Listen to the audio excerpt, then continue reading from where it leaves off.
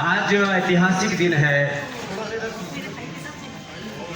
वीर शिरोमणि छत्रपति शिवाजी महाराज की जयंती है और योग आयुर्वेद की वैश्विक प्रतिष्ठा हो, एविडेंस बेस्ड मेडिसिन के तौर पर, evidence based research based treatment के तौर पर एक जीवन पद्धति के साथ एक चिकित्सा पद्धति, एक evidence based research and experience पर बेस्ड हमारी ये जो सनातन पद्धति थी उसको एक वैश्विक स्तर पर प्रतिष्ठा का दिन के रूप में आज का दिन जाना जाए, इसके लिए आज का दिन हमने चुना कि एक तरफ छत्रपति शिवाजी महाराज की जयंती का ये दिन और भारत वैश्विक स्तर पर हेल्थ के क्षेत्र में, चिकित्सा के क्षेत्र में पूरे विश्व को लीड करे, एक आत्मनिर्भर भारत से लेकर के विश्व का प्रत्येक नागरिक आत्मनिर्भर बने। इसके लिए हम योग और आयुर्वेद को वैश्विक स्तर पर वैज्ञानिक और प्रामाणिकता के साथ प्रतिष्ठापित करने के लिए आज यहाँ पर उपस्थित हुए हैं। और पतंजलि ने सैकड़ों रिसर्च पेपर अभी तक पब्लिश किए हैं, अलग अलग रोगों के बारे में, अलग अलग प्रकार के ड्रग्स को इन्वेंट किया है और अलग अलग प्रकार की जो हमारे योग की क्रियाएं हैं उनको भी वैज्ञानिक तथ्यों के साथ में हमने पूरी दुनिया के सामने रखा है। और जो स्थापित जो तथ्य थे उनके उलट हमने डायबिटीज के पेशेंट्स को नॉन डायबिटिक करके और लाइफस्टाइल डिजीज, चाहे वो बीपी है, थायराइड है, चाहे वो ओबेसिटी है, नॉन कम्युनिकेबल डिजीज के साथ कोरोना जैसी कम्युनिकेबल डिजीज के ऊपर भी एक अप्रामाणिक कार्य किया है। और इसमें जितने भी प्रोटोकॉल्स हैं जो मॉडर्न मेडिकल साइंस के द्वारा स्थापित, जो उसके पैरामीटर्स हैं, उन मापदंडों के अनुरूप हमने सबसे पहले डेंगूनिल बनाया डेंगू के खिलाफ, फिर हमने कोरोनिल बनाया और कोरोनिल के संदर्भ में 9 रिसर्च पेपर वर्ल्ड के टॉप इंपैक्ट वाले रिसर्च जर्नल्स में पब्लिश हो चुके हैं। के संदर्भ में हमने एक कॉन्फ्रेंस किया था, तब भी हमने रिसर्च फाउंडेशन के जितने भी हमारे रिसर्च पब्लिकेशंस हैं वो हमने सारे के सारे आपको उपलब्ध करवाए थे। ये सारे के सारे रिसर्च पेपर्स हैं, ये पहले हम आपको इस संदर्भ में बता चुके हैं। और अब जो इसके बाद जो दूसरे रिसर्च पेपर जो अभी तक पब्लिश हो चुके हैं उन सब का एक हमने ये कंपाइल करके ये दूसरा एक पूरा महाग्रंथ बन गया है। जो पूर्व परंपरा से जो हमारा आयुर्वेद है, योग विज्ञान है, ये पूरे विश्व को दिशा दे सकता है। शायद हिंदुस्तान में रहकर इस बात का महत्व नहीं समझ में आता है, पर आप कभी जर्मनी में जाएंगे तो जर्मन व्यक्ति से जब बात करेंगे और वहाँ के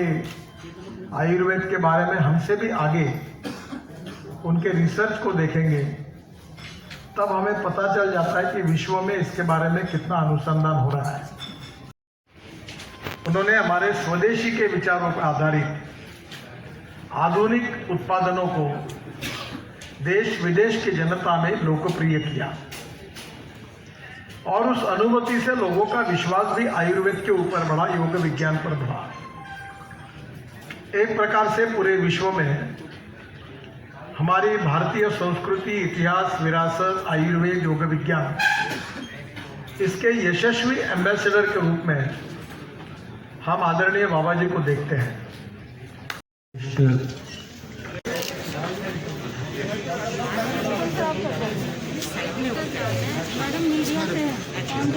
अभी डॉक्टर हर्षवर्धन जी को आदरणीय गडकरी। तो ये लगभग जितना भी आयुर्वेद के बारे में पढ़ा है, लिखा है, समझा है, उसके कारण आयुर्वेद उसकी प्रतिष्ठा को सारे संसार में मॉडर्न साइंटिफिक तरीके से पुनर्स्थापित करने का एक स्वप्न ये हमेशा मन में रहा है। और उसका कारण ये है कि हम सब जानते हैं कि आयुर्वेद का सारा ज्ञान ये बहुत कुछ अथर्ववेद के अंदर समाहित है। चरक संहिता में, सुश्रुत संहिता में जो ज्ञान था उसको, ये सब जानकारियाँ जो अंतर्राष्ट्रीय रिकॉग्नाइज्ड डेटाज हैं या लिटरेचर है उसमें सब विद्यमान है। 6ठी शताब्दी में इसको चाइनीज़ भाषा में ट्रांसलेट किया गया। 9वीं शताब्दी के अंदर इसको पर्शियन और अरेबिक भाषा में ट्रांसलेट किया गया। 12वीं शताब्दी से लेकर 17वीं शताब्दी के बीच में इसको यूरोपियन भाषाओं में ट्रांसलेट किया गया। भारत का निश्चित रूप से ये दुर्भाग्य रहा कि ब्रिटिश रूल में जो हमारा अपना traditional Indian system of medicine था, जिसको सारे दुनिया के अंदर बड़े पैमाने पर रिकॉग्निशन होना चाहिए था और जिसका भारत में प्रचार और प्रसार होना चाहिए था, उसको उस प्रकार का प्रोत्साहन नहीं दिया गया।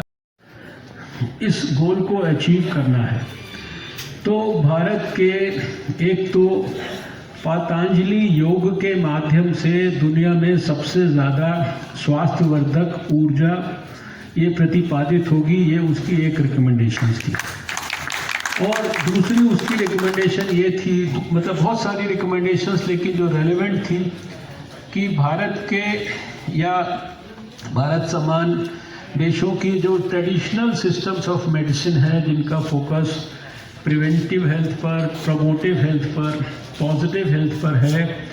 इनको 21वीं शताब्दी में सारी दुनिया में बहुत महत्वपूर्ण रोल प्ले करना पड़ेगा।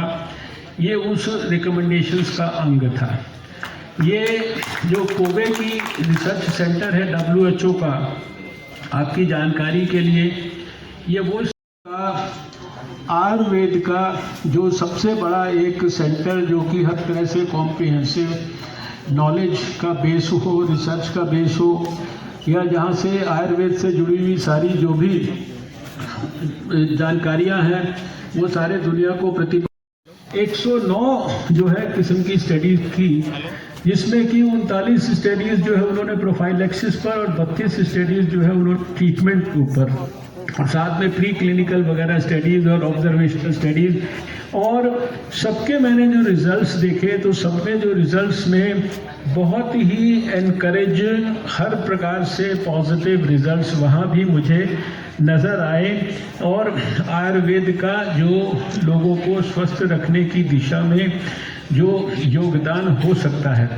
और अगर कोविड काल के अंदर वो योगदान जो है एक प्रकार से और ज़्यादा एस्टैब्लिश होता है, तो शायद आयुर्वेद को किसी प्रकार के और बड़े सर्टिफिकेशन की ज़रूरत नहीं है। और मैं ये समझता हूँ कि अभी अगर इसको टेक्निकल तरीके से भी अध्ययन करेंगे तो भारत में 30,000 करोड़ रुपए की इकोनॉमी है आयुर्वेद की, जिसका हर साल 15 से 20% का ग्रोथ होता था। ये ऑफिशियल डाटा है, लेकिन अभी ये प्री कोविड ईरा का है। और पोस्ट कोविड ईरा में हमारे भारत में आयुर्वेद की जो इकोनॉमी है उसका जो 30,000 करोड़ की, उसका जो ग्रोथ रेट प्री कोविड 15 से 20% था, वो अब 50 से 90% तक ग्रोथ रेट हो गया है उस इकोनॉमी का। ये अपने आप में इस बात का सूचक और परिचायक है कि